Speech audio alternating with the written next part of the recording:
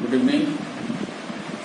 जैसा कि तुम लोग को बताया गया है, प्री बुक को रीडिंग करना है, वीडियो देखना है उससे पहले उसको पढ़ना है बुक के उस जगह से जहाँ तक पढ़ाया हुआ है उसके बाद वाला, और उसके बाद 2-3 पेज पढ़ने के बाद आपको फिर वीडियो देखना है।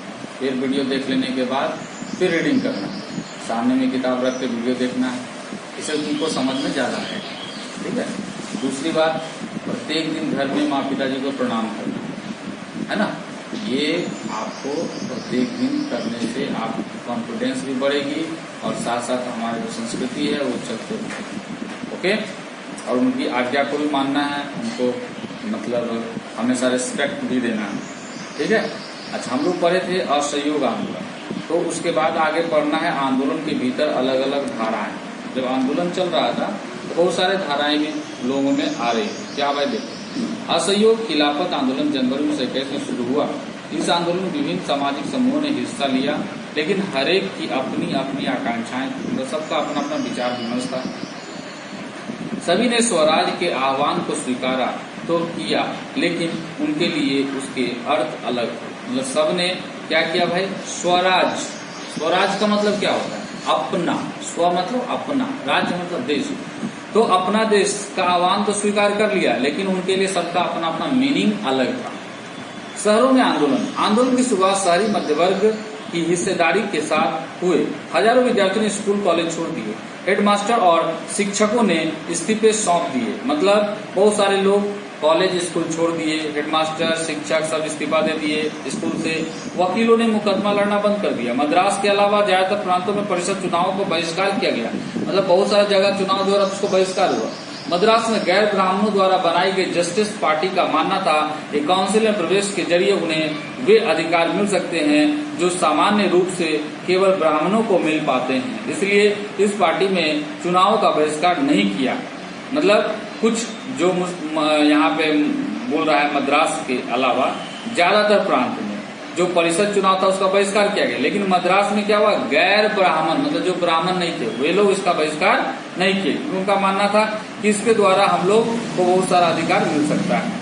आर्थिक मोर्चे पर असहयोग का असर और भी ज्यादा नाटकीय रहा। विदेशी सामानों का बहिष्कार किया गया, शराब की दुकानों की पिकेटिंग की गई और विदेशी कपड़ों की होली जलाई गई। मतलब बोल रहा है शराब की दुकानों की पिकेटिंग का मतलब क्या? बंद करवाया गया। और विदेशी कपड़ों का क्या जलाया गया? होली। मतलब जैसा होली का जलता वैसे। और 1921 से 1922 के बीच विदेशी कपड़ों का आयात आधा रह गया, क्योंकि चूंकि लोग विदेशी कपड़ा पहन नहीं रहे थे। उसकी कीमत 102 करोड़ से घटकर 57 करोड़ रह गई। बहुत सारे स्थानों पर व्यापारियों ने विदेशी चीजों का व्यापार करने या विदेशी व्यापार में पैसा लगाने से इनकार कर दिया। जब बहिष्कार आंदोलन फैला और लोग आयातित कपड़े को छोड़कर केवल भारतीय कपड़े पहनने लगे, तो भारतीय कपड़ा मिलों और हथकरघों का उत्पादन भी बढ़ने लगा। मतलब जैसे अभी हम लोग देख रहे हैं कि कोरोना के चलते हमारे सरकार से लेके सभी बोल रहे हैं कि चाइना के सामानों का उपयोग न करें। ठीक है। तो इससे क्या होगा? इससे यही होगा कि चाइना का जो वस्तु यहाँ बिक रहा है उसकी बिक्री कम हो जाएगी, और जो उसके बिक्री से जो चाइना के सरकार को जो पैसा मिलेगा वो मिलना बंद होगा, अर्थात तो वहाँ की अर्थव्यवस्था कमजोर होगी। और उसके जगह पे अगर हम अपनी वस्तु को मतलब अपने घर के अर्थात अपने देश के निर्माण को अगर हम उपयोग करने लगे, तो हमारे देश के व्यापारियों को, हमारे देश के उद्यमियों को, हमारे देश के मजदूर वर्गों को, सभी को क्या होगा? वो पैसा बटकर जाएगा। तो क्या होगा? यहाँ लोगों की अर्थव्यवस्था, यहाँ देश की अर्थव्यवस्था मजबूत होगी और हम उनसे आगे निकल सकते हैं। ठीक है। तो ऐसा क्यों कर रहे हैं? क्योंकि सरकार ऐसा कह रही है कि हमारी अर्थव्यवस्था, ये बीमारी, ये सारा चीज चाइना से आया है, इसलिए। ठीक उसी ढंग से अंग्रेज उस समय हम लोगों को गुलाम बना के रखा था। अंग्रेज मुट्ठी भर आदमी था और वह हमारे ही सैनिक, हमारे ही लोगों पर नाटकीय रूप से हमला करवाता, मारता, गिरफ्तार करता और हमारे ही कॉटन यानी कपास लेकर अपने देश ले जाके कपड़ा बनाता और वहां से लाकर यहाँ पे ज्यादा कीमत में बेचता। तो इस तरह से हमारे चीज को ही हमारे बीच में विदेशी बनाकर बेच रहा था। अगर हम उसकी सामान को यूज नहीं करते तो क्या होता? वो आर्थिक रूप से कमजोर हो जाता, उनके लिए कोई प्रकार का सहयोग नहीं होता। तो क्या होगा? वो कमजोर, जब वो कमजोर होगा तो उसको देश छोड़ने पर मजबूर हो जाएगा। बहुत सारे स्थानों व्यापारियों ने विदेशी चीजों का व्यापार करने या विदेशी व्यापार में पैसा लगाने से इंकार कर दिया। जब बहिष्कार आंदोलन फैला और लोग आयातित कपड़े को छोड़कर केवल भारतीय कपड़े पहनने लगे तो हथकरघा उत्पादन में पैसा बढ़ गया।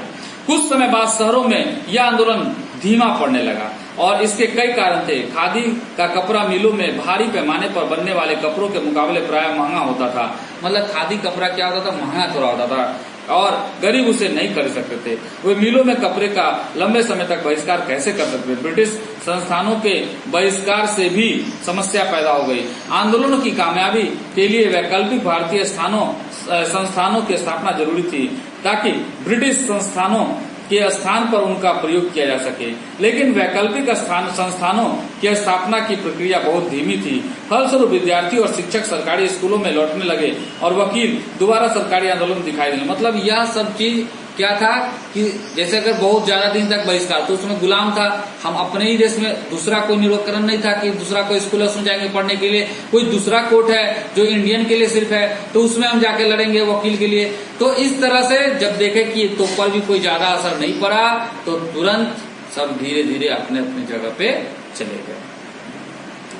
अच्छा, बोल रहे ग्रामीण इलाकों में विद्रोह, शहरों से बढ़कर असहयोग आंदोलन देहात में भी फैल गया था।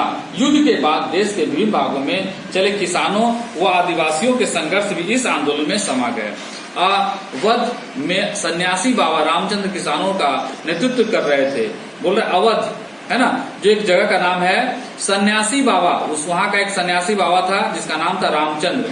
वह किसानों का नेतृत्व कर रहे थे। बाबा रामचंद्र इससे पहले फिजी में गिरमिटिया मजदूर थे।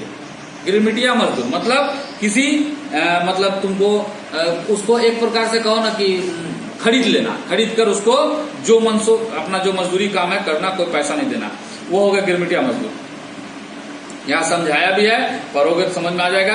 किसानों से भारी भरकम लगान और तरह तरह के कर वसूल कर रहे थे। किसानों को बेगार करनी पड़ती थी।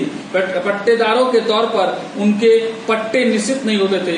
उन्हें बार बार पट्टे की जमीन से हटाया जाता था ताकि जमीन पर उनका कोई अधिकार स्थापित न हो सके। किसानों की मांग थी कि लगान कम किया जाए, बेगार खत्म हो और दमनकारी जमींदारों को का सामाजिक बहिष्कार किया जाए। बहुत सारे स्थानों पर जमींदारों को नई नाई धोबी की सुविधाओं से भी वंचित करने के लिए पंचायतों ने नाई धोबी बंद का फैसला लिया गया। मतलब बहुत जगह पैसा हुआ दमन, मतलब कि आंदोलन का यह काम क्या है कि अंग्रेजों को किसी प्रकार से क्या नहीं करना है, तो नाई और धोबी नहीं देना है। जिससे क्या होगा, उनका वो काम वो अपने करेंगे, तो इससे क्या होगा, उनको लगेगा कि हमारा विरोध हो रहा है। जून 1920 में जवाहरलाल नेहरू ने अवध के गांव का दौरा किया, गांव वालों से बातचीत की और उनकी व्यथा समझने का प्रयास किया। अक्टूबर तक जवाहरलाल नेहरू, बाबा रामचंद्र तथा कुछ अन्य लोगों के नेतृत्व में अवध किसान सभा का गठन कर लिया गया। महीने भर में इसे पूरे इलाके में गांव में संगठन की 300 से ज्यादा शाखाएं बन चुकी थी। अगले साल जब असहयोग आंदोलन शुरू हुआ तो कांग्रेस ने अवध के किसानों संघर्ष को इस आंदोलन में शामिल करने का प्रयास किया, लेकिन किसानों के आंदोलन में ऐसे स्वरूप विकसित हो चुके थे जिनसे कांग्रेस का नेतृत्व खुश नहीं था। 1921 में जब आंदोलन फैला तो तालुकदारों और व्यापारियों के मकानों पर हमले होने लगे, बाजारों में लूटपाट होने लगी और अनाज के गोदामों पर कब्जा कर लिया गया। बहुत सारे स्थानों पर स्थानीय नेता किसानों को समझा रहे थे कि गांधी जी ने ऐलान कर दिया है कि अब कोई लगान नहीं भरेगा और जमीन गरीबों में बांट दी जाएगी। महात्मा का नाम लेकर लोग अपनी सारी कार्रवाइयों और आकांक्षाओं को सही ठहरा रहे थे। मतलब झूठ मूठ का बहुत सारा अफवाह जो गांधी जी ने मतलब प्रचार में बोला ही नहीं था, उस बात को भी बोलकर यह चीज को लोगों में फैलाया जा रहा था। आदिवासी किसानों ने महात्मा गांधी के संदेश और स्वराज के विचार का कुछ और भी मतलब निकाला। उदाहरण के लिए आंध्र प्रदेश में गुडेम पहाड़ियों में 1920 के दशक में शुरुआत में एक उग्र गुरिल्ला आंदोलन फैल गया। कांग्रेस इस तरह के संघर्ष को कभी स्वीकार नहीं कर सकती थी। अन्य वन क्षेत्रों की तरह यहाँ भी अंग्रेजी सरकार ने बड़े बड़े जंगलों में लोगों के दाखिल होने पर पाबंदी लगा दी थी। लोग इन जंगलों में न तो मवेशियों को चरा सकते थे, न ही जलावन के लिए लकड़ी और फल बीन सकते थे। इससे पहाड़ों के लोग परेशान और गुस्सा थे। न केवल उनकी रोजी रोटी पर असर पड़ा था, बल्कि उन्हें लगता था कि उनके परंपरागत अधिकार भी छीने जा रहे। मतलब उनका जंगल, उनका सब कुछ और उन्हीं से उनका परंपरागत सब कुछ छीन लिया गया था।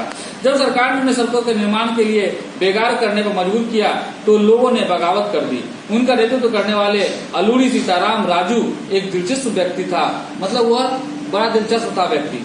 उनका दावा था कि उनके पास बहुत सारी विशेष शक्तियां हैं। वह सटीक खगोलीय अनुमान लगा सकते थे, मतलब एकदम कब बरसात होगा, कब क्या होगा, वो प्रकार का खगोलीय बात निकाल सकते थे। लोगों को स्वस्थ कर सकते थे तथा गोलियां भी उन्हें नहीं मार सकती है। वो बोलते थे कि हमको गोली भी हमको नहीं मार सकता है। राजू के व्यक्तित्व से चमत्कृत विद्रोहियों को विश्वास था कि वह ईश्वर का अवतार है, और लोग मानते थे कि वह ईश्वर का अवतार है।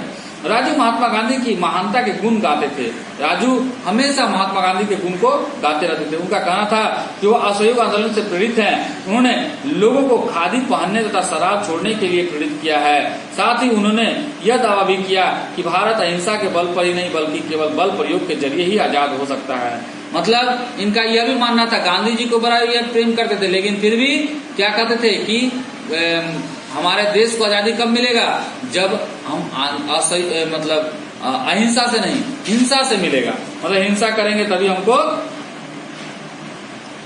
मिलेगा। अच्छा, साथ में उन्होंने ये भी बल प्रयोग द्वारा मिलेगा। गुडेन विद्रोहियों ने पुलिस थाने पर हमले किए, ब्रिटिश अधिकारियों को मारने की कोशिश की और स्वराज प्राप्ति के लिए गुरिल्ला युद्ध चलाते रहे। गुरिल्ला युद्ध कुछ चलाकर यहाँ पे ये गुरिल्ला युद्ध चलाने से क्या हुआ कि यहाँ पे बहुत सारे सैनिक और वहाँ जो अंग्रेज सिपाही तो मारे गए। 1924 में राजू को फांसी दे दी गई। राजू अपने लोगों के बीच लोक नायक बन चुका था और यह इतना प्रसिद्ध हो गया कि अब इनको फांसी देने के बाद लोग अब इनके लिए मतलब जो यह बोल के गए उन सबको करने लगे। बागानों में स्वराज। महात्मा गांधी के विचारों और स्वराज की अवधारणा के बारे में मजदूरों की अपनी समझ थी। असम के बागानी मजदूरों के लिए आजादी का मतलब यह था कि वे उन चार दीवारियों से जब चाहे आ जा सकते हैं, मतलब सभी चार दीवारों से इधर से उधर वो जा सकते हैं, आ सकते हैं, जिनमें उनको बंद करके रखा गया था। उनके लिए आजादी का मतलब था कि वे अपने गांव से संपर्क रख पाएंगे, मतलब अपना गांव जा सकेंगे और आ सकेंगे। 1959 के इनलैंड इमिग्रेशन एक्ट के तहत बागानों में काम करने वाले मजदूरों को बिना इजाजत बागान से बाहर जाने की छूट नहीं होती थी और यह इजाजत उन्हें बिरले ही कभी मिलती थी। जब उन्होंने असहयोग आंदोलन के बारे में सुना तो हजारों मजदूरों अपने अधिकारियों की अवहेलना करने लगे। उन्होंने बागान छोड़ दिया और अपने घर को चल दिए। उनको लगता था कि अब गांधी राज आ रहा है, इसलिए अब तो हरेक को गांव में जमीन मिल जाएगी, लेकिन वे अपने मंजिल पर नहीं पहुंच पाए। रेलवे और स्टीमरों की हड़ताल के कारण वे रास्ते में ही फंस गए। उन्हें पुलिस ने पकड़ लिया और उनकी बुरी तरह पिटाई हुई। मतलब जो यहाँ पे इनलैंड इमिग्रेशन एक्ट बना था उसके तहत वो कहीं जा नहीं सकते थे, लेकिन इसके बाद ये छूट मिलने के बाद लोग ऐसा सोच रहे थे कि इनको इजाजत मिल जाएगी, बागान से बाहर जा सकते हैं, अपने गांव में जा सकते हैं। ये लोग काम छोड़कर सबको चले गए जा रहे थे अपने गांव की तरफ, लेकिन इनके पास न ट्रेन था और न स्टीमर था। इसके चलते ये लोग पैदल ही निकले और पैदल में ज्यादा दूर न जा सके। पुलिस इनको पकड़ लिया और काफी पिटाई इन लोगों की हुई। इन स्थानीय आंदोलन की अपेक्षाओं और दृष्टियों को कांग्रेस के कार्यक्रम में परिभाषित नहीं किया गया था। उन्होंने तो स्वराज शब्द का अपने अपने हिसाब से अर्थ निकाल लिया था। उनके लिए यह एक ऐसा युग का घोतक था जब सारे कष्ट और सारी मुसीबतें खत्म हो जाएगी। मतलब यहाँ पे जो स्वराज का मतलब ये निकाला गया था कि जिसमें सब कुछ जितनी ही मुसीबत है सब खत्म हो जाएगी। फिर भी जब आदिवासियों ने गांधी जी के नाम का नारा लगाया और स्वतंत्र भारत की हुंकार भरी तो वे एक अखिल भारतीय आंदोलन से भी भावनात्मक स्तर पर जुड़े हुए थे।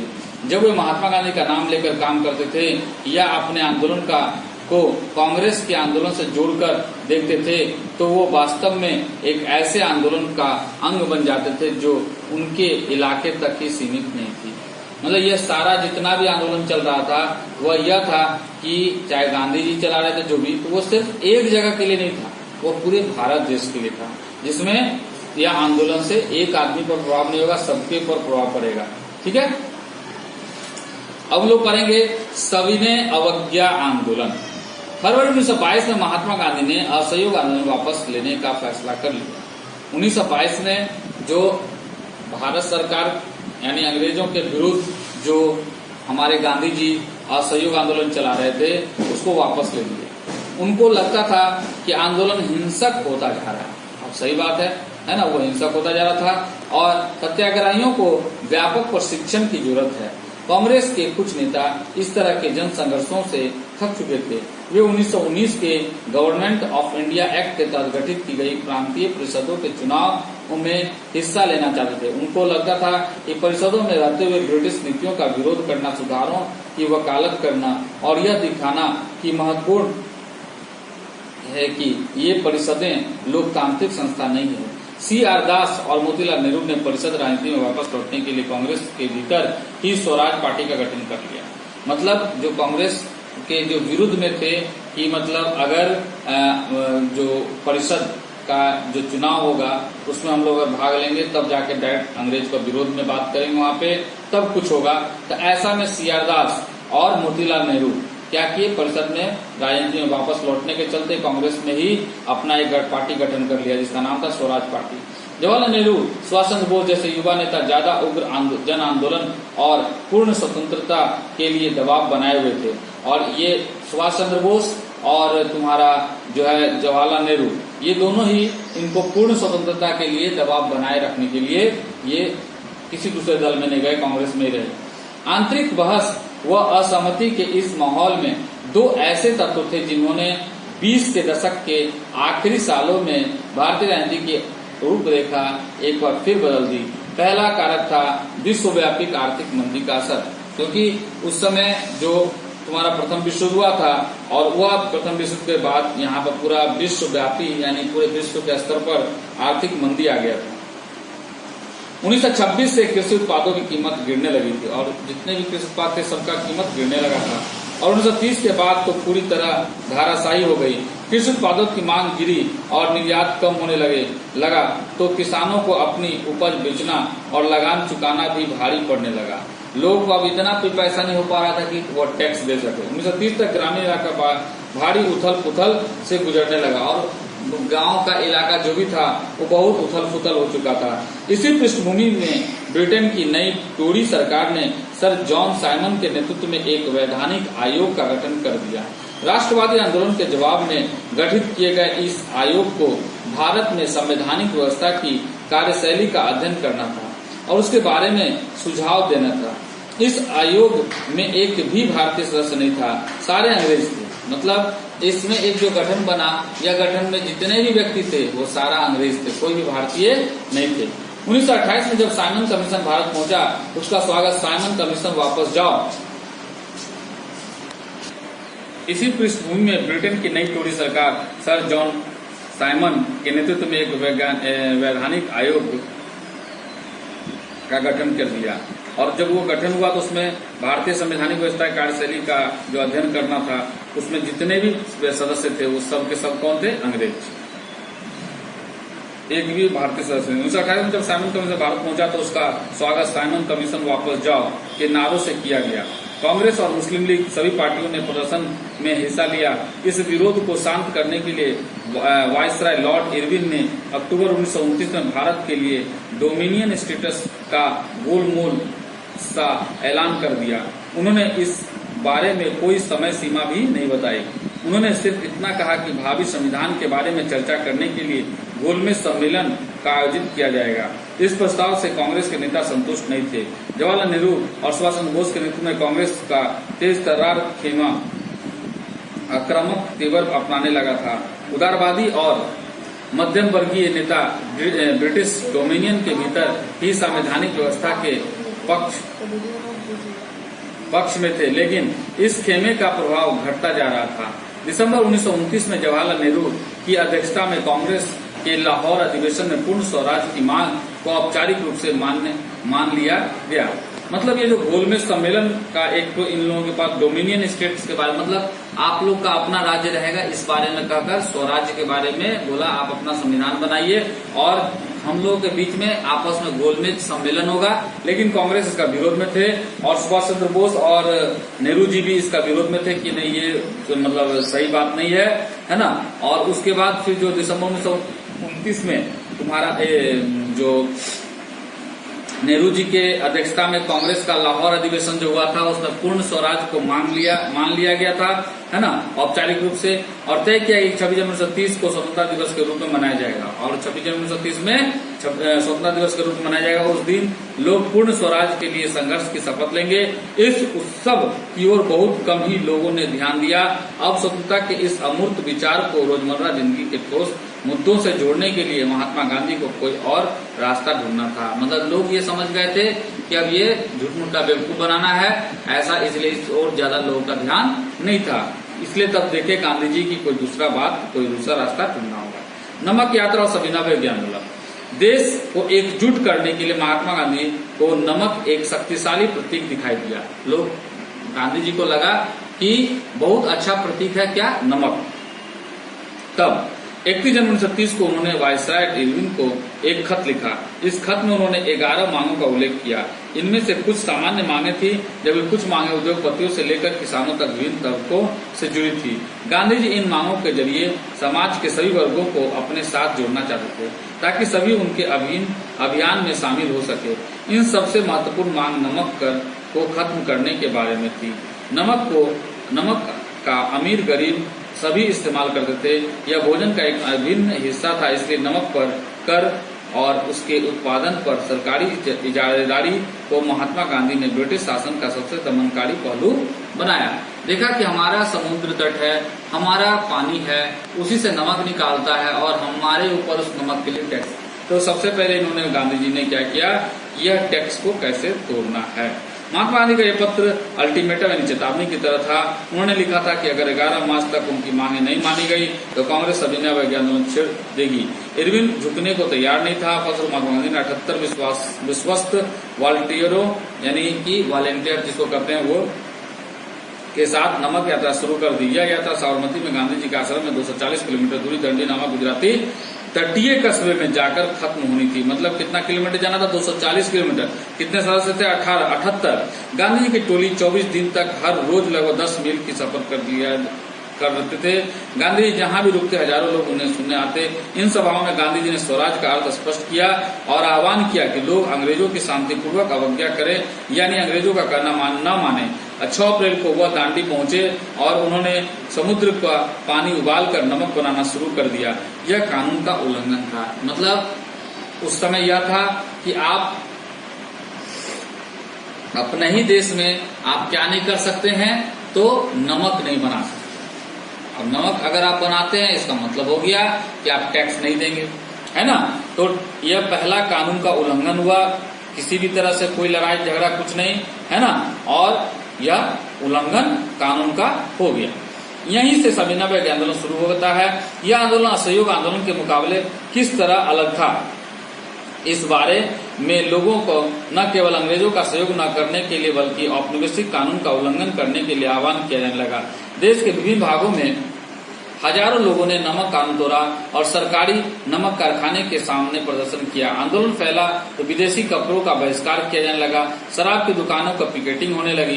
किसानों ने लगान और चौकीदारी और कर चुकाने से इंकार कर दिया। गांव में तैनात कर्मचारी इस्तीफा देने लगे। बहुत सारे स्थानों पर जंगलों में रहने वाले वन कानूनों का उल्लंघन करने लगे। वे लकड़ी बीनने और मवेशियों को चराने के लिए आरक्षित वनों में घुसने लगे। मतलब हर तरह से जो यहाँ के लोगों के लिए कानून लगा हुआ था और वो लोग के लिए कुछ नहीं था, वो सब कानून टूट रहा था। इन घटनाओं से चिंतित औपनिवेशिक सरकार कांग्रेसी नेताओं को गिरफ्तार करने लगे। और तब क्या हुआ, जो कांग्रेस के नेता लोग थे उनको गिरफ्तार करने लगे। बहुत सारे स्थानों पर हिंसक टकराव हुए। अप्रैल 1930 में जब महात्मा गांधी के समर्पित साथी अब्दुल गफ्फार खां को गिरफ्तार किया गया तो गुस्साई भीड़ सशस्त्र बंद गाड़ियों और पुलिसों को गोलियों का सामना करते हुए सड़कों पर उतर आई। बहुत सारे लोग मारे गए। महीनों भर बाद जब महात्मा गांधी को भी गिरफ्तार कर लिया गया तो सोलापुर के औद्योगिक मजदूरों ने अंग्रेजी शासन का प्रतीक पुलिस चौकियों, नगर पालिका भवन, अदालतों, रेलवे स्टेशनों पर हमला शुरू कर दिया।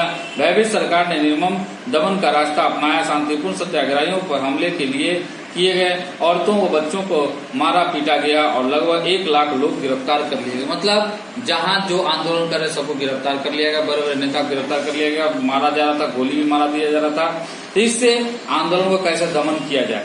महात्मा गांधी ने एक बार फिर आंदोलन वापस लिया और 5 मार्च 1931 में उन्होंने इरविन से साथ एक समझौता पर दस्तखत कर दिया। इस गांधी इरविन समझौता के जरिए गांधी जी ने लंदन में होने वाले दूसरे गोलमेज सम्मेलन में हिस्सा लेने के पर अपनी सहमति व्यक्त कर दी। और पहले गोलमेज सम्मेलन में कांग्रेस का बहिष्कार कर चुकी थी, मतलब पहला गोलमेज में कांग्रेस नहीं गया, लेकिन दूसरा गोलमेज जाने के लिए गांधी जी इरविन से समझौता कर लिया। इसके वजह सरकार राजनीतिक कैदियों को रिहा करने पर राजी हो गई। दिसंबर 1931 में सम्मेलन के लिए गांधी जी लंदन गए। यह वार्ता बीच में ही टूट गई और उन्हें निराश वापस लौटना पड़ा। यहाँ आकर उन्होंने पाया कि सरकार ने नए सिरे से दमन शुरू कर दिया। गफ्फार खां और जवाहरलाल नेहरू दोनों जेल में थे। कांग्रेस को गैर कानूनी घोषित कर दिया गया था। सभाओं, प्रदर्शनों और बहिष्कार जैसी गतिविधियों को रोकने के लिए सख्त कदम उठाए जा रहे थे। भारी आशंकाओं के बीच महात्मा गांधी ने सविनय अवज्ञा आंदोलन दोबारा शुरू कर दिया। साल भर तक आंदोलन चला, लेकिन 1934 तक आते आते उसकी गति मंद पड़ने लगी। मतलब यह आंदोलन जो चला वह आंदोलन धीरे धीरे जाके एकदम शांत हो गया। क्यों मंद पड़ा? क्योंकि अब लोगों में फिर से वही बात होने लगा कि अब ऐसा होगा या नहीं। लोगों ने आंदोलन को कैसे लिया, आइए देखें कि सिविल नाफरमानी या सविनय अवज्ञा आंदोलन में शामिल विभिन्न सामाजिक समूह कौन से थे, उन्होंने आंदोलन में हिस्सा क्यों लिया, उनके आदर्श क्या थे, उनके लिए स्वराज्य से क्या मान्य थे, मतलब लोग स्वराज्य के बारे में क्या जानते थे। गांव में संपन्न किसान समुदाय जैसे गुजरात के पटीदार और उत्तर प्रदेश के जाट आंदोलन में सक्रिय थे। मतलब गांव में जो संपन्न किसान थे, संपन्न का मतलब क्या हुआ, जिनके पास खेत भी है, अनाज भी है, सब कुछ है, जैसे गुजरात के पटीदार और उत्तर प्रदेश के जाट इस आंदोलन में सक्रिय थे। व्यावसायिक फसलों की खेती करने के कारण व्यापार में मंदी और गिरती कीमतों से वे बहुत परेशान थे, बहुत ही ज्यादा वे परेशान थे, कीमत गिर रहा है। जब उनकी नकद आय खत्म होने लगी तो उनके लिए सरकारी लगान चुकाना नामुमकिन हो गया। मतलब जब रेट कम हो गया तो उनके पास जितना फसल उगाने में खर्च हो रहा था उससे कम ही पैसा आ रहा था, उनके पास पैसा कहाँ से आएगा, इसलिए वो असंतोष थे कि हम लोग नहीं दे सकते। संपन्न किसानों ने सविनय अवज्ञा आंदोलन का बढ़ चढ़कर समर्थन किया। उन्होंने अपने समुदाय को एकजुट किया और कई बार अनिच्छुक सदस्यों को बहिष्कार के लिए मजबूर किया। उनके लिए स्वराज की लड़ाई भारी लगान के खिलाफ लड़ाई थी, लेकिन जब 1931 में लगानों के घटे बिना आंदोलन वापस ले लिया गया तो उन्हें बड़ी निराशा हुई। फलस्वरूप जब 1932 में आंदोलन दोबारा शुरू हुआ तो उनमें से बहुत से ने उसमें हिस्सा लेने से इनकार कर दिया। पहला बार में तो सबको हिस्सा लेना चालू किया, लेकिन जब 1932 में दोबारा चालू हुआ उसमें लोग बहुत सारा हिस्सा लेने के लिए मुकर गए। गरीब किसान केवल लगान में कमी नहीं चाहते थे, उनमें से बहुत सारे किसान जमींदारों से पट्टे पर जमीन लेकर खेती कर रहे थे। महामंदी लंबी खिंची और नकद आमदनी गिरने लगी तो छोटे पट्टेदारों के लिए जमीन का किराया चुकाना भी मुश्किल हो गया। मतलब पट्टेदारी मतलब भाड़ा लेकर जमीन पर खेती बाड़ी कर रहे थे, तो खेती बाड़ी करते अगर मान लो उसका जो अनाज उत्पन्न होगा, अनाज का कीमत ही नहीं मिलेगा तो भाड़ा कहाँ से दे पाएगा। यही बात बोला, वे चाहते थे कि उन्हें जमींदारों को जो भाड़ा चुकाना था उसे माफ कर दिया जाए। इसके लिए उन्होंने कई रेडिकल आंदोलन में हिस्सा लिया, जिनका नेतृत्व अक्सर समाजवादियों और कम्युनिस्टों के हाथों में होता था। अमीर किसानों और जमींदारों की नाराजगी के भय से कांग्रेस भाड़ा विरोधी आंदोलन को समर्थन देने में प्रायः हिचकिचाती थी। इसी कारण गरीब किसानों और कांग्रेस के बीच संबंध अनिश्चित बना रहा। मतलब गरीब किसान और कांग्रेस के बीच जो है उस समय जो मतलब उनका संबंध था वो धीरे धीरे बिगड़ने लगा, अच्छा नहीं था उस समय। व्यवसायी वर्ग की क्या स्थिति थी, उन्होंने सविनय अवज्ञा आंदोलन के बारे में क्या रुख अपनाया। पहले विश्व युद्ध के दौरान भारतीय व्यापारियों और उद्योगपतियों ने भारी मुनाफा कमाया था। प्रथम विश्व युद्ध में जो है यहाँ के उद्योगपति जो भारतीय व्यापारी थे ये लोग खूब मुनाफा कमाए थे, वे ताकतवर हो चुके थे। अपने कारोबार को फैलाने के लिए उन्होंने ऐसे औपनिवेशिक नीतियों का विरोध किया जिनके कारण उनकी व्यावसायिक गतिविधियों में रुकावट आती है।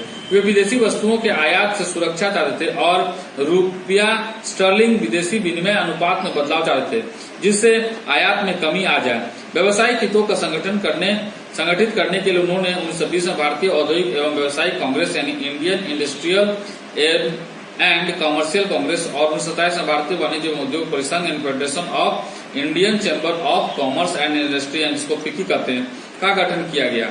पुरुषोत्तम दास ठाकुरदास और जीडी बिरला जैसे जाने माने उद्योगपतियों के नेतृत्व में उद्योगपतियों ने भारतीय अर्थव्यवस्था पर औपनिवेशिक नियंत्रण का विरोध किया और पहले सिविल नाफरमानी आंदोलन का समर्थन किया, मतलब जिसको सविनय अवज्ञा आंदोलन था उसका समर्थन किया।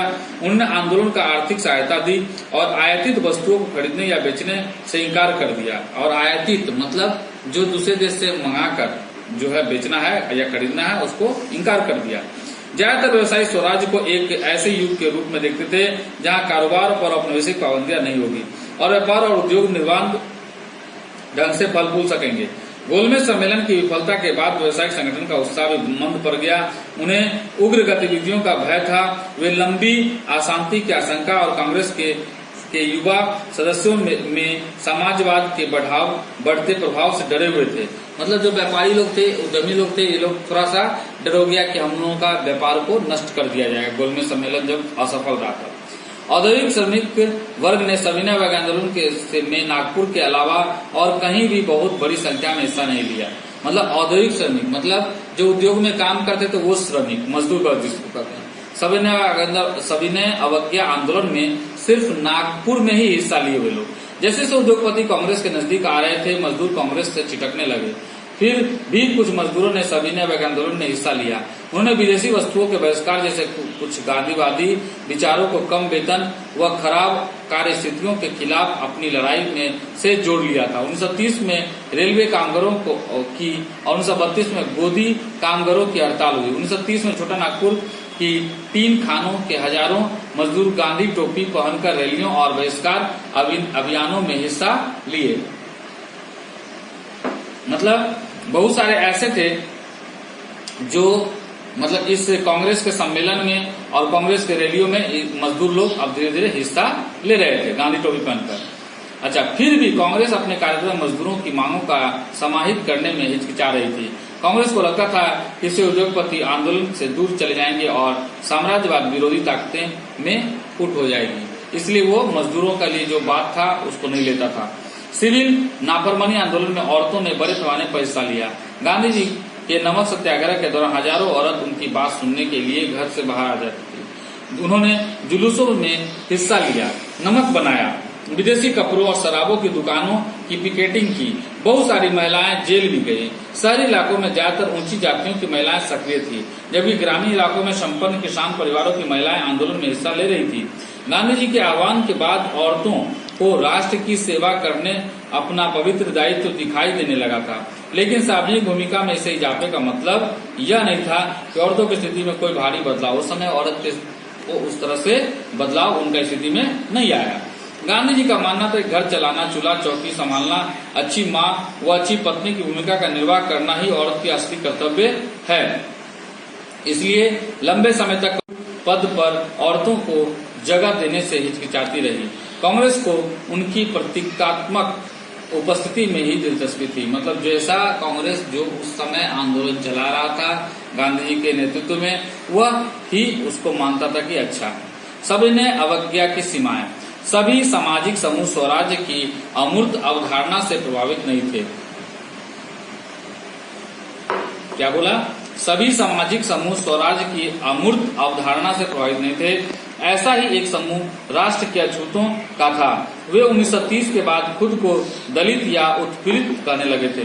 कांग्रेस ने लंबे समय तक दलितों पर ध्यान नहीं दिया, क्योंकि कांग्रेस रूढ़िवादी सवर्ण हिंदू सनातन पंथियों से डरी हुई थी। लेकिन महात्मा गांधी ने ऐलान किया कि अस्पृश्यता यानी छुआछूत को खत्म किए बिना 100 साल तक भी स्वराज की स्थापना नहीं किया सकते। अगर छुआछूत नहीं खत्म होगा तो 100 साल तक भी हम लोग लड़ते रहे, लेकिन हमको स्वराज नहीं मिलेगा। ठीक है, तो अछूतों को हरिजन यानी ईश्वर का संतान बताया गया। अछूतों को क्या बोला गया? हरिजन यानी ईश्वर का संतान।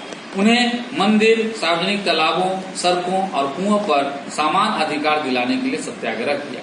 मैला ढोने वालों के काम को प्रतिष्ठा दिलाने के लिए वे खुद शौचालय साफ करने लगे। उन्होंने ऊंची जातियों का आह्वान किया कि वे अपना हृदय परिवर्तन करें और अस्पृश्यता के पाप को छोड़ें। लेकिन बहुत सारे दलित नेता अपने समुदाय की समस्याओं का अलग राजनीतिक हल ढूंढना चाहते थे। वे खुद को संगठित करने लगे। उन्होंने शिक्षा संस्थानों में आरक्षण के लिए आवाज उठाई और अलग निर्वाचन क्षेत्रों की बात कही, ताकि वहां से विधायी परिषदों के लिए केवल दलितों को ही चुनकर भेजा जा सके। उनका मानना था कि उनकी सामाजिक अपंगता केवल राजनीतिक सशक्तिकरण से ही दूर हो सकती है। इसलिए सविनय अवज्ञा आंदोलन में दलितों की हिस्सेदारी काफी सीमित थी। महाराष्ट्र और नागपुर क्षेत्र में यह बात खास तौर से दिखाई देती थी, जहां उनके संगठन काफी मजबूत थे। मतलब ये देखे कि हमारा आंदोलन में अगर तुमको जो अछूत जिसको हम लोग कह रहे हैं, जो अस्पृश्यता जिसके द्वारा हम लोग फैला रहे हैं कि वो नहीं आएगा, वो नहीं आएगा, तो अगर उन लोगों में से भी अगर आके जो हमारे इस देश के चुनाव में आते हैं और राजनीतिक का मतलब जो राजनीतिक दलों में जो कुछ हमलावर होता है, अर्थात कह सकते चुनाव लड़ेगा, चुनाव लड़ने के बाद जीतेगा तो कुछ अपने दलितों के लिए भी कुछ कर सकता है ना, क्योंकि वहां से गया है तो वहां जरूर ज्यादा कुछ करेगा। ऐसा ज्यादा कहाँ पे दिखा? महाराष्ट्र और महाराष्ट्र के नागपुर में। ठीक है, दूसरी जगह उतना नहीं। डॉक्टर अम्बेडकर 1930 में दलितों के दलित वर्ग एसोसिएशन में संगठित किया। दलितों के लिए अलग निर्वाचन क्षेत्रों के सवाल पर दूसरे गोलमेज सम्मेलन महात्मा गांधी के साथ उनका काफी विवाद हुआ कि दलितों के लिए कहीं पे और दूसरा ढंग से कोई क्षेत्र वाले सवाल पर नहीं होना चाहिए। इस पर बहस हुआ गोलमेज में। जब ब्रिटिश सरकार ने अम्बेडकर की मांग मान ली तो गांधी जी आमरण अनशन कर बैठे। उनका मत था कि दलितों के लिए अलग निर्वाचन क्षेत्रों की व्यवस्था से समाज में उनके एकीकरण की प्रक्रिया धीमी पड़ जाएगी। मतलब अम्बेडकर जी का मानना था कि दलितों के लिए अलग से निर्वाचन क्षेत्र हो, और गांधी जी का कहना था कि नहीं, उन्हीं में से हो, इससे उनमें एकता आएगा। आखिरकार अम्बेडकर ने गांधी जी की राय मान ली और सितंबर 1932 में पूना पैक्ट का हस्ताक्षर कर दिया। इससे दलित वर्गों, जिन्हें बाद में अनुसूचित जाति के नाम से जाना गया, वो को प्रांतीय एवं केंद्रीय विधायी परिषदों में आरक्षित सीटें मिल गई। हालांकि उनके लिए मतदान सामान्य निर्वाचन क्षेत्र में ही होता था। फिर भी दलित आंदोलन कांग्रेस के नेतृत्व में चल रहे राष्ट्रीय आंदोलन को शंका की दृष्टि से देखता रहा। भारत के कुछ मुस्लिम राजनीतिक संगठनों ने भी सविनय अवज्ञा आंदोलन के प्रति कोई खास उत्साह नहीं दिखाया। असहयोग खिलाफत आंदोलन के शांत पड़ जाने के बाद मुसलमानों का एक बहुत बड़ा तबका कांग्रेस से कटा हुआ महसूस करने लगा था। 1920 के दशक के मध्य से कांग्रेस हिंदू महासभा जैसे हिंदू धार्मिक राष्ट्रवादी संगठनों के काफी करीब दिखने लगी थी। जैसे जैसे हिंदू मुसलमानों के बीच संबंध खराब होते गए, दोनों समुदाय उग्र धार्मिक जुलूस निकालने लगे। इससे कई शहरों में हिंदू मुस्लिम सांप्रदायिक टकराव व दंगे हुए। हर दंगे के साथ दोनों समुदायों के बीच फासला बढ़ता गया। मतलब जैसे जैसे दंगा होता गया, वैसे से हिंदू मुस्लिम के बीच दरार पड़ता गया, और वो दरार से उनके बीच की दूरी भी बढ़ी। कांग्रेस और मुस्लिम लीग ने एक बार फिर गठबंधन का प्रयास किया। 1927 में ऐसा लगा भी कि अब एकता स्थापित हो जाएगी। सबसे महत्वपूर्ण मतभेद भावी विधान सभाओं में प्रतिनिधित्व के सवाल पर थे। मुस्लिम लीग के नेताओं में से एक मोहम्मद अली जिन्ना का कहना था कि अगर मुसलमानों का केंद्रीय सभा में आरक्षित सीट दी जाए और मुस्लिम बहुल प्रांतों में मुसलमानों को आबादी के अनुपात में प्रतिनिधित्व दिया जाए तो वे मुसलमानों के लिए पृथक निर्वाचिका की मांग छोड़ने के लिए तैयार हैं। प्रतिनिधित्व के सवाल पर यह बहस मुबाहिसा चला ही रहे थे कि 1928 में आयोजित किया गया सर्वदलीय सम्मेलन में हिंदू महासभा के M.R. जयकर ने इस समझौता के लिए किया जा रहा प्रयासों को खुलेआम निंदा शुरू कर दी। मतलब कि मुस्लिम लीग को अलग से कुछ जो सदस्य मिलेगा या सीट मिलेगा, यह सब चीज पर उनका विरोध कर दिया है ना। विरोध करने का प्रयासों को खुलेआम निंदा शुरू कर दी, जिससे इस मुद्दे से समाधान की सारी संभावनाएं समाप्त हो। मतलब जितना लग रहा था कि अब होगा समाधान, वो भी अब समाधान नहीं होगा। जब सविनय अवज्ञा आंदोलन शुरू हुआ, उस समय समुदायों के बीच संदेह और अविश्वास का माहौल बना हुआ था। कांग्रेस के कटे हुए मुसलमानों का बड़ा तबका किसी संयुक्त संघर्ष के लिए तैयार नहीं था। बहुत सारे मुस्लिम नेता और बुद्धिजीवी भारत में अल्पसंख्यकों के रूप में मुसलमानों की हैसियत को लेकर चिंता जता रहे थे। उनको भय था हिंदू बहुसंख्या के वर्चस्व की स्थिति में अल्पसंख्यकों की संस्कृति और पहचान हो जाएगी। मतलब यह लोग ऐसा सोच रहे थे कि सविनय अवज्ञा आंदोलन के द्वारा अगर ऐसा होता है तो मुसलमानों का पूरा जो है धीरे धीरे वर्चस्व खत्म हो जाएगा। अब हम लोग पढ़ेंगे सामूहिक अपनेपन का भाव। राष्ट्रवाद की भावना तब पनपती है जब लोग ये महसूस करने लगते हैं कि वे एक ही राष्ट्र के अंग। वे एक ही राष्ट्र के अंग हैं, तभी राष्ट्रवाद का भावना गूंजता है। जब वे एक दूसरे को एकता के सूत्र में बांधने वाली कोई साझा बात ढूंढ लेते हैं, लेकिन राष्ट्र लोगों के मस्तिष्क में एक यथार्थ का रूप कैसे लेता है? विभिन्न समुदाय क्षेत्रों या भाषाओं से संबंध अलग अलग समूहों ने सामूहिक अपनेपन का भाव कैसे विकसित किया, इसके बारे में हम लोग देखेंगे। सामूहिक अपनेपन की भावना आंशिक रूप से संयुक्त राष्ट्र संघर्षों के चलते पैदा हुई थी। इनके अलावा बहुत सारी सांस्कृतिक प्रक्रियाएं भी थी जिनके लिए राष्ट्रवाद लोगों को कल्पना और दिलो दिमाग पर छा गया था। इतिहास व साहित्य, लोक कथाएं व गीत, चित्र व प्रतीक सभी राष्ट्रवाद को साकार करने में अपना योगदान दे। मतलब हर तरफ से जो है, चाहे वो फिल्म हो, चाहे तुम्हारा कोई कथा हो, लोक कथा हो, गीत हो, चित्र हो, प्रतीक हो, यह सब राष्ट्रवाद को बताने के लिए, समझाने के लिए किया जा रहा था। जैसा कि आप जानते हैं कि राष्ट्र की पहचान सबसे ज्यादा किसी तस्वीर में अंकित की जाती है ना। इसके लिए आप देख सकते हैं अध्याय 1 में जो कैसे दिखाया गया था। इससे लोगों को ऐसा भी छवि गढ़ने में मदद मिलती है जिसके जरिए वे राष्ट्र को पहचान सकते हैं। 20वीं सदी में राष्ट्रवाद के विकास के साथ भारत की पहचान भी भारत माता की छवि का रूप लेने लगी। यह तस्वीर पहली बार बंकिम चंद्र चट्टोपाध्याय ने बनाई थी। मतलब भारत माता का जो छवि यानी तस्वीर, मूर्ति जो बनाया, सबसे पहले कौन बनाया हमारे? तो बंकिम चंद्र चट्टोपाध्याय ने बनाया। 1870 के दशक में उन्होंने मातृभूमि की स्तुति के रूप में वंदे मातरम गीत लिखा था। और उन्होंने ही क्या गीत लिखा था? वंदे मातरम। बाद में इसे उन्होंने अपना उपन्यास आनंद मठ में शामिल कर लिया। और उसको कहाँ शामिल कर लिया? अपना जो उपन्यास था आनंद मठ। यह गीत बंगाल में स्वदेशी आंदोलन में खूब गाया। वंदे मातरम गीत लिखा था, बाद में इसे इन्होंने अपना उपन्यास आनंद मठ में शामिल कर लिया। यह गीत बंगाल में स्वदेशी आंदोलन में खूब गाया गया। स्वदेशी आंदोलन की प्रेरणा से रविंद्रनाथ टैगोर ने भारत माता की विख्यात छवि को चित्रित किया। रविंद्रनाथ टैगोर ने क्या किया?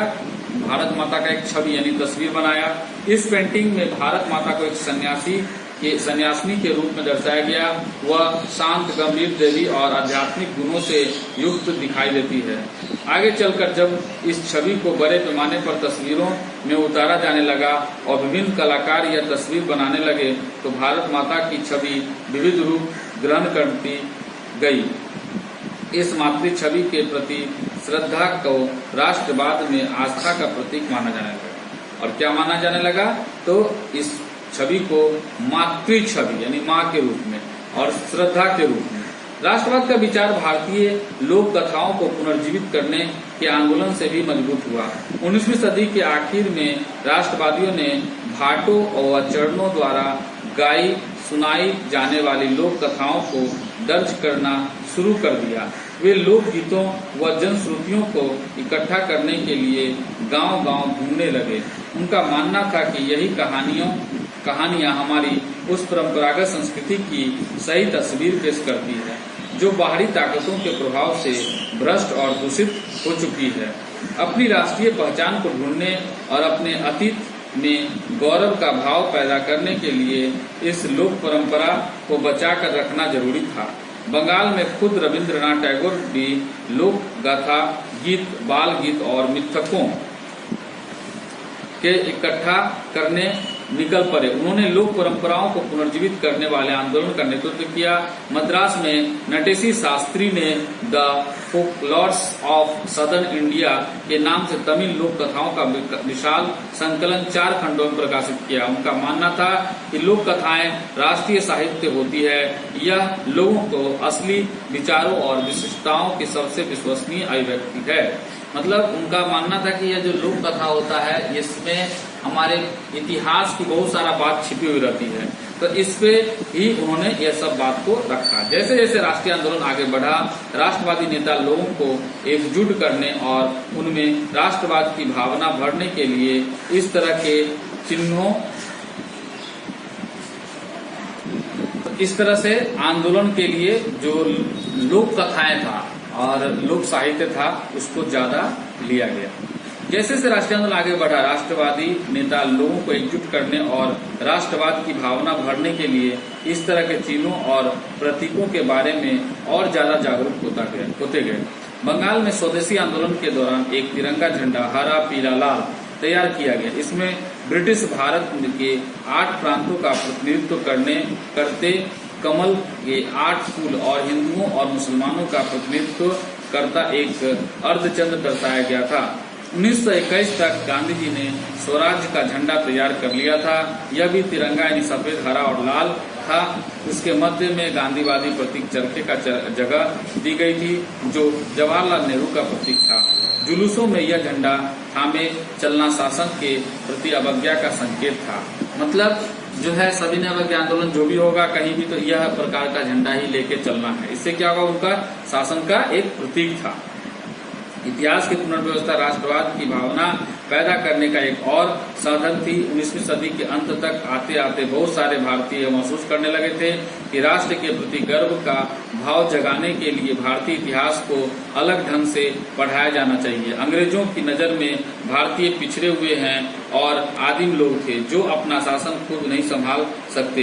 इसके जवाब में भारत के लोग अपनी महान उपलब्धियों की खोज में अतीत की ओर देखने लगे।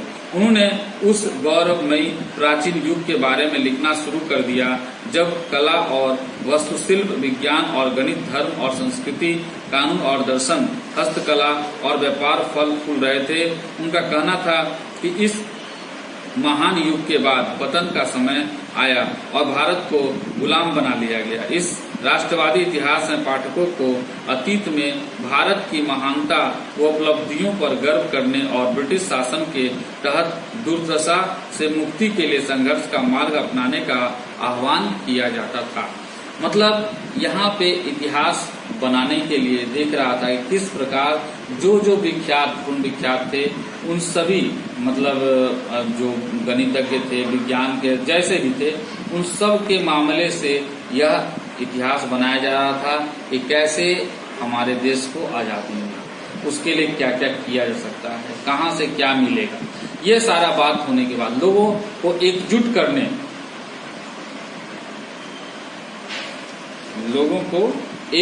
करने की इन कोशिशों की अपनी समस्याएं थी। जिस अतीत का गौरवगान किया जा रहा था वह हिंदुओं का अतीत था। जिन छवियों का सहारा लिया जा रहा था वह हिंदुओं का प्रतीक था। इसलिए अन्य समुदायों के लोग अलग थलग महसूस करते। मतलब यह जो भी चीज लिया जा रहा था वह सब किसका था, हिंदुओं का। इसलिए लोग, अन्य समुदाय के लोग इनसे, यह बात से अलग होने लगे कि भाई हमारा क्या होगा। अंग्रेज सरकार के खिलाफ आखिर यह सब का निष्कर्ष क्या निकला। अंग्रेज सरकार के खिलाफ बढ़ता गुस्सा विभिन्न भारतीय समूहों और वर्गों को स्वतंत्रता के साझा संघर्ष में खींच रहा था। महात्मा गांधी के नेतृत्व में कांग्रेस ने लोगों के असंतोष और परेशानियों को स्वतंत्रता के संगठित आंदोलन में समाहित करने का प्रयास किया। उन्होंने आंदोलन के जरिए पूरे देश को एकता के सूत्र में पिरोने का प्रयास किया। लेकिन जैसा कि हमने देखा, इन आंदोलनों में हिस्सा लेने वाले विभिन्न समूह और वर्ग अलग अलग आकांक्षाओं और अपेक्षाओं के साथ हिस्सा ले रहे थे। उनकी शिकायतें बहुत व्यापक थी। इसलिए औपनिवेशिक शासन से मुक्ति का भी सबक सबके लिए अपना अपना अर्थ था। कांग्रेस ने इन विभेदों को हल करने और यह सुनिश्चित करने के लिए हमेशा प्रयास किया एक समूह की मांग के कारण कोई दूसरा समूह दूर न चला जाए। यही वजह है कि आंदोलन के भीतर अक्सर बिखराव आ जाता था। कांग्रेस की सरगर्मियों और राष्ट्रीय एकता के शिखर को छूने के बाद बिखराव और आंतरिक टकराव के चरण आ जाते थे। मतलब ये सब चीज हो जाने के बाद भी देखा गया कि यहाँ पे कांग्रेस में थोड़ा थोड़ा कहीं न कहीं पे टकराव हो रहा था। लोग भी कहीं न कहीं पे एक दूसरे से अलग हो रहे थे। इससे पता चलता है कि यह आंदोलन बढ़िया से आगे नहीं बढ़ा। संक्षेप में जो राष्ट्र उभर रहा था औपनिवेशिक शासन से मुक्ति की चाह रखने वाली बहुत सारी आवाजों का पुंज था। लेकिन इन सब से फिर भी पता चला कि सबके अंदर एक चीज का चाहत है और वह चाहत किस चीज का है, तो सिर्फ अपने स्वराज की। ठीक है, ओके, ये लेसन खत्म होता है। आप इस पे आधारित जो तुम्हारा है, इस पे आधारित बहुत सारा क्वेश्चन, ठीक है, वह क्वेश्चन को तुमको क्या करना है, बनाना है। ठीक है, अभी आप लोग का तीसरा लेसन ये कंप्लीट हो गया। अब खंड 2 हम लोग पढ़ेंगे अगला बार, जीविका, अर्थव्यवस्था एवं समाज के बारे में। ठीक है, तो यह सब पढ़ेंगे हम लोग। फिलहाल अभी हम लोग आज इतने ही दूर तक पढ़ेंगे, लेकिन इस पर जो कुछ क्वेश्चन आंसर है उसको आप कोशिश कीजिए अपने रफ कॉपी में लिखने का। फिर बाकी हम लोग जब आंसर भेजेंगे उस आंसर का अपने पेज में लिखिए। ठीक है। और जो बात आपको बोला गया है, प्रत्येक दिन गर्म पानी पीना है, बाहर आप जाते हो तो मास्क लगाकर जाना है, ठीक है, क्योंकि बाहर क्या है, कोरोना है। और घर में अपने माता पिता को पैर छूकर प्रणाम करना। Okay, bye.